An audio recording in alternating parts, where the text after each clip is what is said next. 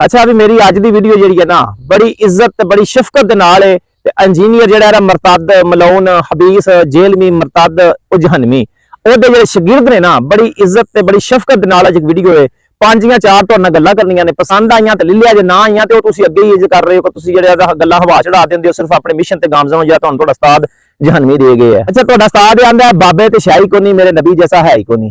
किस बदबख्त दा अकीदा है कि नबी जैसा कोई है? जब जिब्राइल अलैहिस्सलाम ने आख्या कि या रसूलुल्लाह सल्लल्लाहु अलैहि वसल्लम मैं तुहाडे पाए दा अज तक नहीं वेखिया, इन्हें सिर्फ एक मफरूजा अपनाया है कि तुहाडे बाबे ते ये जिहड़े ना झूठे पीर मजावर ये नौसरबाज ये जिहड़े भैड़े गद्दी नशीन ने जिहड़े झूठे ने ये उन्हां दी बेस ते ये जिहड़े हक दे ना औलिया इकराम उन्हां दी मुहब्बतां तो लोकां नूं दूर करदा है। फिर आंदा है कैमरे ना हुंदे ते मैं वेंदा तुहाडे औलिया दीयां करामतां कित्थे गईयां ने हैं। और उदों कैमरे है सन अल्लाह दा कुरान बयान कर रहा है एक वली दी करामत कि तहत बलकीस नूं अल्लाह दे हुक्म दे नाल एक वली लैके आया उदों कैमरे कोई नहीं सन।